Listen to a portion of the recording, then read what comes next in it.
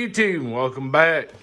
We have ourselves a nice doozy of a project. One might even call it a puzzle.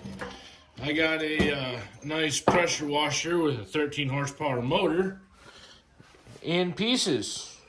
A buddy of mine gave it to me. He started working on it. Needed some shining up inside of there. Need some parts over here. Kind of took it all apart and ran out of time as to his time frame and called me up and said, "Hey, you want a pressure washer?" So I said, "Sure." So he gave me a pressure washer. Most of it was in a bucket. And so now I'm going to put it back together and clean her up and see if we can't make her work. So obviously the first thing, I'm not too worried about the pump. First thing I noticed was we got these in the head here. I got a valve stud that's missing. So that's a problem because you can't very well have a valve stud missing and be able to work that. Along with the fact that it's been sitting out for a while. So all that stuff needs to be cleaned up on there. Going to take some wire wheels to it, get it good and cleaned up. This carburetor here, so I've already kind of played with it a little bit, but this carburetor here, I'm going to debate. I might take it apart, clean it, but like I said in a previous video, these are like 20 bucks, and this is all rusted out, but I might take a pressure washer to it and clean it up. Alright, so first things first, what I'm going to take and do is kind of clean these parts up a little bit with a wire wheel on my drill and get them shiny.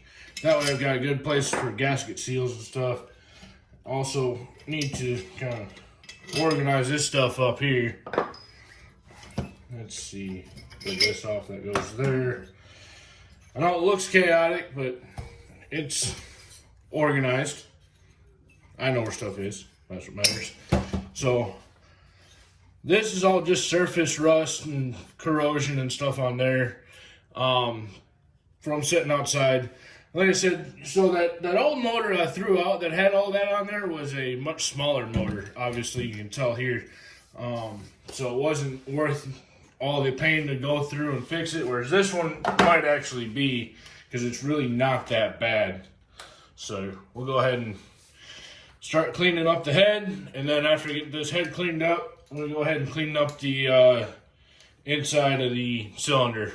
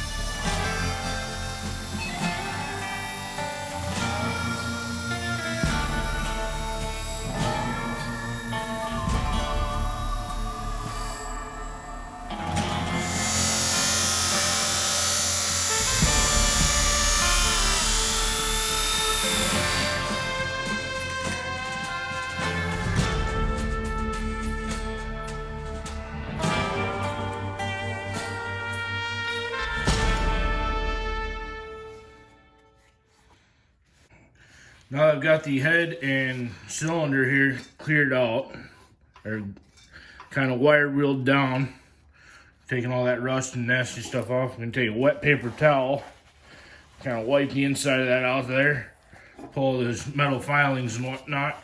That way these don't end up in the crankcase and in that oil. So this way this rebuild will actually stick. So, and then now I've got that cleared out. She's a little bit rough on the inside still, but this ain't a high performance engine, so I'm not too awfully concerned about it. That's what they made piston rings for. So we'll see how she does, and if I can get her to turn. If I can get her to turn and reach top dead center with that piston, we'll be good to go to start putting her back together. And moment of truth, all the dust and metal filings are out. Bring it there. Oh boy, right to the top. Nothing to it. Oops, I suppose I spin it the right direction. So right there to the top, coming up, top dead center. No problem at all. So that was the main issue that he was having, was that he couldn't get this to spin up. He just needed to, we just need to grind that out and get her smooth. But it looks like we're not gonna have any compression issues. Let's see here. Oh yeah. So you can take your hand and cover up the top of the piston here. You hear that? Yeah, that means we got compression. And she's sucking on it too. So, yep. I'd say we're good. So, on to the next phase. Assembly of this three-dimensional puzzle in pieces of, with no picture box. Picture on the box. So, go ahead and put the push rod. Oh, come on. Right there. Easy enough. And, well, let's see. Shoot. I do know I'm going to need some gaskets. If you couldn't tell from the time lapse and slow motion, there was RTV that was used for gaskets on this thing. So I'm going to have to order some gaskets, order a spark plug. And other than that, though, we should be able to get her together in the next couple of videos. So this one's cleaning off pretty well. Nice and smooth and shiny up top there. Nice, good, even surface for that gasket to sit on there. Once I get that ordered and in, I'll put that on there. Get that head stud ordered and get that in there. Be able to put these all together. We'll go ahead and put this one on for now, just to hold it in place. And well, I don't know if I'm gonna be able to. Yeah, it's kind of tight to go push by hand right now. Let me just see if I can't move it.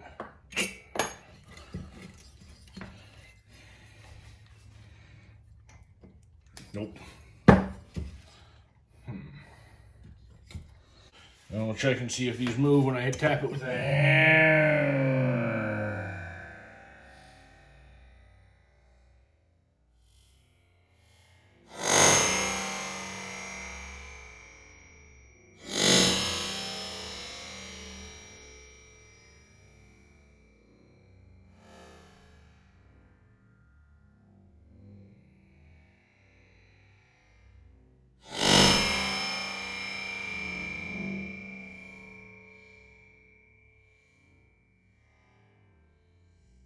Okay, so the valves are a bit stuck, but we'll be all right. I think if I can just get them to come loose just a little bit, we should be all right.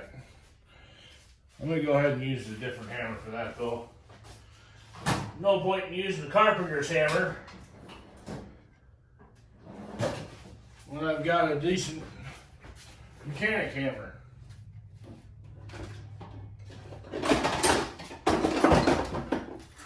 Right here. Okay, I'm gonna need to get a punch as well because I can't quite get on there.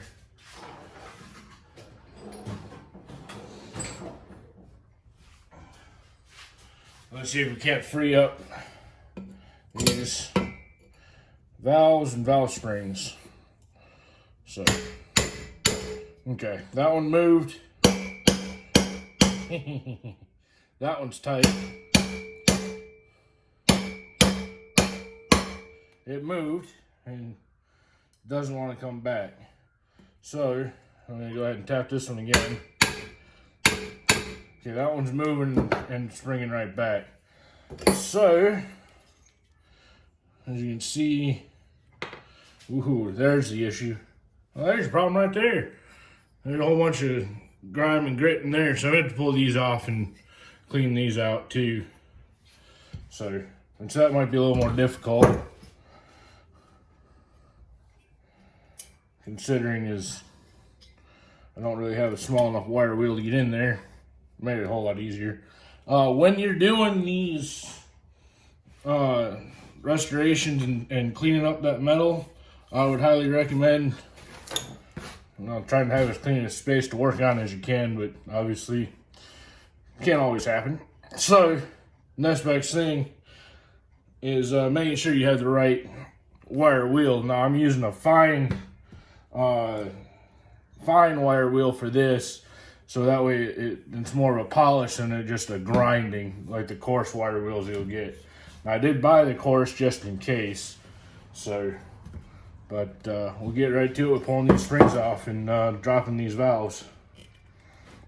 So we'll take this out just like that. Little keepers. Shove that to the side. Making sure y'all can see this. And so there's the spring.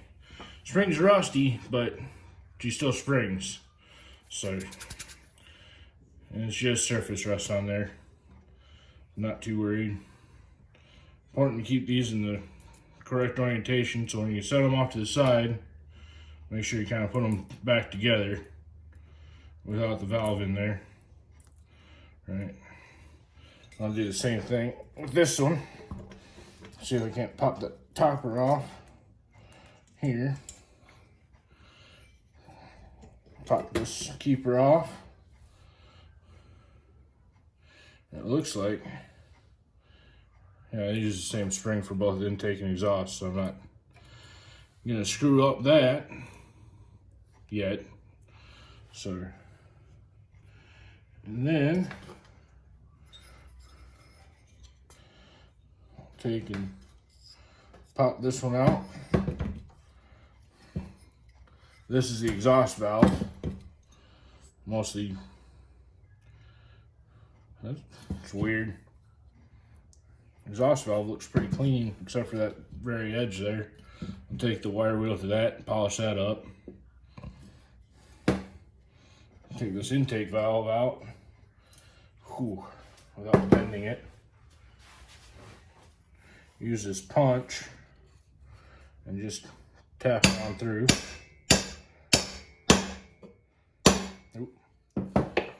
Kind of hard to tap her through when you're hitting the workbench.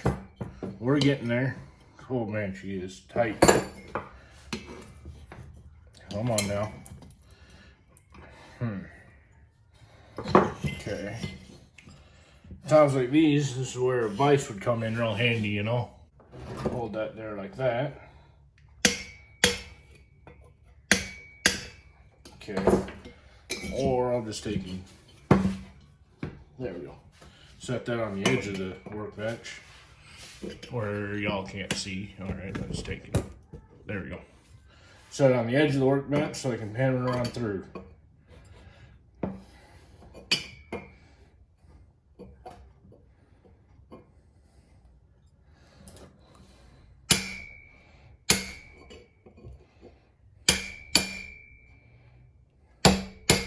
Okay, now I've hit the stop. Should be able to just pull it from here though. Yeah, my finger here. Yeah, there we go. Alright. So you can see this one was a fair amount more corroded on there. So, which this is all just from setting. So no big issue there, I wouldn't think. Now it's time for me to get the old wire brushes and hop to it. So we'll get to it from there. I'm going to use the wire wheels on these though.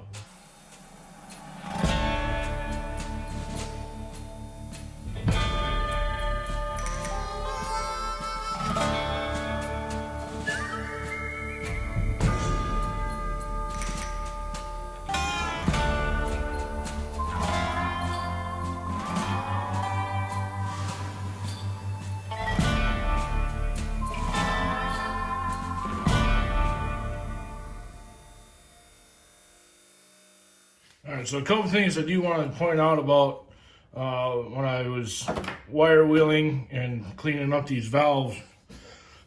First off, obviously this is not the ideal. Ideally, you'd have one of them fancy old bench grinders with a wire wheel on there, but again, like I said, budget constraints, I've got a drill. These were on clearance. So, and then also, because if you notice, I wasn't wearing the gloves in the earlier video, or the earlier clip, with wire wheeling the other portions of this motor, because I wasn't too concerned about wire fragments coming off into my hand there. However, if you can see, my hand was much closer, so that's why I put the gloves on that time. Always wear safety glasses, because, well, you want to be able to see. It's generally a good thing to be able to do, so that way you can keep doing this sort of thing without a whole lot of extra trouble. So, next step, I think I'm going to have to find my wire brushes and put some brake cleaner in there. Well, I don't have any brake cleaner on hand, but I do have starter fluid, so I'm going to go ahead and spray some starter fluid in there and get that soaking so I can just kind of pull that right off of there.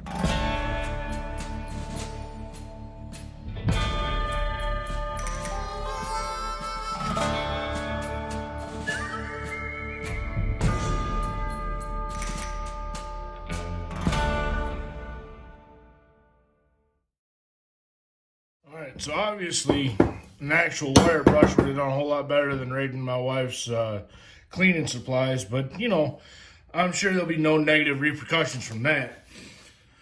So I got her mostly cleared out. I mean, she's not pristine condition, but again, I reckon she'll work. It's good enough, right? Aside from leaving it soak in a parts washer, which I don't have, or a bucket of parts cleaning solution, I reckon I could probably get one of those. But so long as those valves move up and down and seat well enough in there, we'll be good enough to go. And so long as we get that gasoline, once it starts flowing through there when the motor's running, it should actually clean itself out. And I'll probably run some seafoam through it once I do actually get this motor up and running. So we'll go ahead and I'll reseat the valves in there, because that's what I can do for now. And that's pretty much all I'm going to do for today, because I'm going to have to get the parts list together of all the gaskets I need and that carburetor, and be able to put it together in the next video. So, just like it went on, intake valve, exhaust valve, nice and easy, nothing to it. See, moves up and down relatively easy still. Actually, let me take that little pipe cleaner back into there. Little fella, just run it through there a couple times and clean her out a little better. Yeah. If you don't have brake clean on hand, you can always use starter fluid. Now I know some of you northern folks probably got a whole bunch of that on hand, or at least should, because it gets cold and cold starts are a real thing up there. Down here, it's just kind of a fun thing to have around. The starter fluid, that is, not the cold. Alright, now we'll go back in there, put this intake valve in. moves nice and free up and down in there. Seats pretty well too. So exhaust valve up and in. Oh yeah, nothing to it. Okay, so you got those in there. Go ahead and put the springs back in. Press this. Okay, so the valve's gonna want to run away now. So we'll put that there, holding onto the valve, bottom of the valve at the same time as you push this spring down, and you're good to go. Put that keeper back on the top. I can push that in the right spot, put that right there. Same thing with this one, right?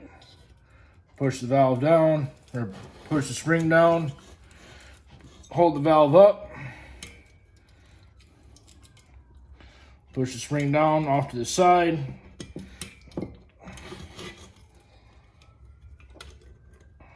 slide it right on there, put that right there, and put that keeper right, or the topper on there. Now I've got working valves and valve springs. So a whole lot easier to move this time. Nothing to it. All right, that's all I got for today. Thanks for watching. Stay updated. Ring the notification bell for more updates on this thing, and subscribe and all that good stuff. Comment, I guess that works with the algorithm. The more comments and likes it gets, the more it gets seen. So obviously do all that fancy stuff, and like, comment, subscribe, and ring the daggum bell, don't you know? So all right, have a good one.